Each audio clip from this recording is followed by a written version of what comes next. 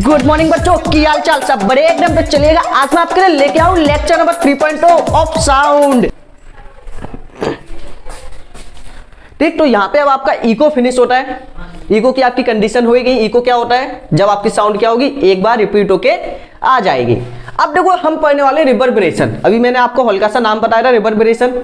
जब उसका 0.1 सेकंड से पहले ही आपको आवाज सुनाई दे जाए तो उसे किस में रखेंगे? रिवर्बरेशन में, ना कि इको में। अब ये रिवर्बरेशन क्या होता है? Reverberation the persistence of sound in an auditorium. Auditorium आपने देखे होंगे, जैसे आपके सिनेमा हॉल्स हो गए या फिर जहां पे बड़े बड़े लोग आपकी स्पीच देते हैं, वहां पर आपके काफी सारे लोग बैठे होते हैं, वो आपका ऑडिटोरियम हो गया। ठीक, तो auditorium is the result of repeated reflection of sound and is called reverberation. देखो सिंपल रिवर्बरेशन क्या होता है? जब आपकी साउंड जल्दी जल्दी रिफ्लेक्ट होकर आपके पास आएगी, 0.1 सेकंड से पहले ही आपकी आवाज आ जाएगी, तो उसी को क्या बोलोगे? रिवर्बरेशन। जैसे कि आप एक कमरे के अंदर गए, एक रूम के अंदर गए, रूम आपका कैसा है? बिल्कुल एम्प्टी है, आपने ये देखा होगा। अब खाली रूम के अंदर यदि आप बोलोगे तो आपको क्या होगा? आपकी आवाज काफी जल्दी जल्दी सुनाई देगी। ठीक है, आप बोलते जाओगे, आपकी आवाज आती जाएगी और आपको कुछ समझ नहीं आएगा कि सामने वाला इंसान बोल क्या रहा है। एटलीस्ट आपको ये भी पता नहीं चलेगा कि आपने क्या बोला, आपको सुनाई नहीं देगा। मतलब जितनी भी साउंड है वो आपस में क्या हो जाएगी? मिक्स हो जाएगी। जब पूरी खिचड़ी पक जाए ना साउंड की, तो उसी को क्या बोलोगे आप? रिवर्बरेशन। इको में आपको साफ साफ सुनाई देगा कि आपने क्या बोला, वही साउंड आपकी कंप्लीट रिपीट होके आएगी।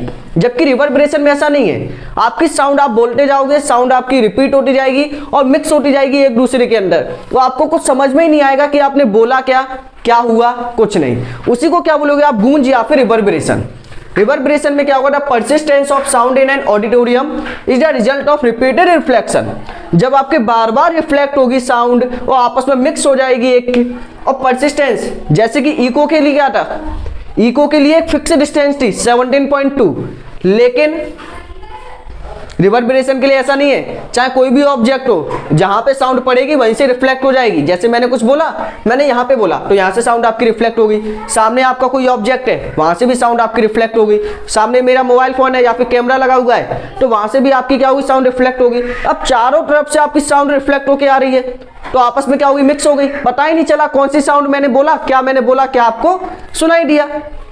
क्लियर है कि नहीं? हो सकता है तो मैं एक छोटा सा एक वीडियो क्लिप लगा दूंगा, जिससे आप इजीली पहचान लोगे कि रिवर्बरेशन क्या होता है और इको आपका क्या होता है। कोशिश करूंगा कि लगा दूं। तो यही होता है आपका रिवर्बरेशन। तो यही क्या होगा आपका? रिवर्बरेशन। बताओ क्लियर है कि नहीं? रिवर्बरेशन का मतलब क्या होगा? एक ही साउंड आपकी बार बार सुनाई दे जाना और पूरी साउंड आपकी आपस में मिक्स हो जाना, आपको समझ में ना आना कि आपने क्या बोला, तो इसी को बोलते हैं हम रिवर्बरेशन। तो ये आपके लिए क्या होता है? काफी ज्यादा बेकार होती है। आप चाहते नहीं हो कि आपकी साउंड मिक्स हो जाए।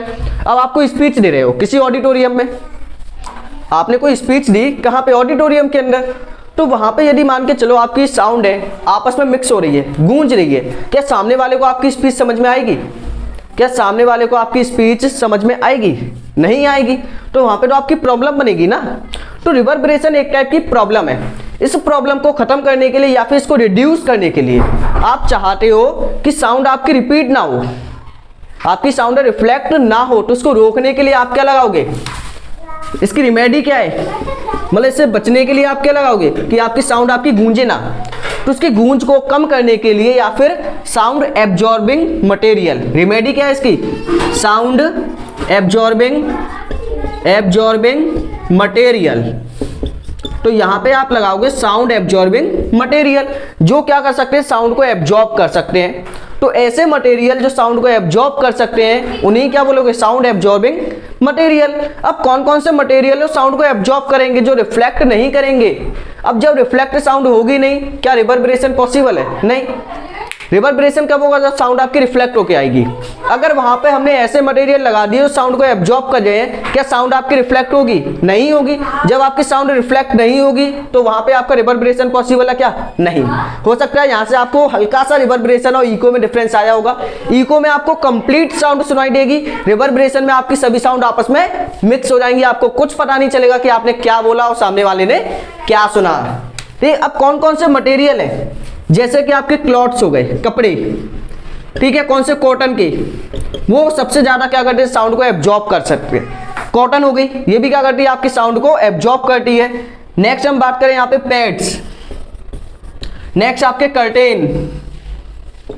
कर्टेन, ये सभी क्या करते हैं, आपके साउंड को एब्जॉर्ब करते हैं। नेक्स्ट आपके सूटेबल मटेरियल, जो जनरली किसके लिए बनाए जाते हैं, आपके ऑडिटोरियम वगैरह में लगे होते हैं, ये सब मटेरियल आपके वहां पे पाए जाएंगे, ताकि साउंड आपकी ज्यादा से ज्यादा एब्जॉर्ब हो जाए और साउंड आपकी ज्यादा से ज्यादा रिपीट ना हो। इसको रोकने के लिए सूटेबल मटेरियल का यूज किया जाता है, ताकि आपकी साउंड ज्यादा एब्जॉर्ब ना हो। नेक्स्ट आपके सोफा सेट हो गए, ठीक है, उसमें क्या होता है, काफी ज्यादा कॉटन टाइप का होता है ना, तो वो भी क्या करते हैं, काफी ज्यादा साउंड को एब्जॉर्ब करते हैं। तो इसकी वजह से साउंड आपकी रिपीट होगी नहीं। जब साउंड आपकी रिपीट नहीं होगी तो रिवर्बरेशन भी पॉसिबल नहीं होगा।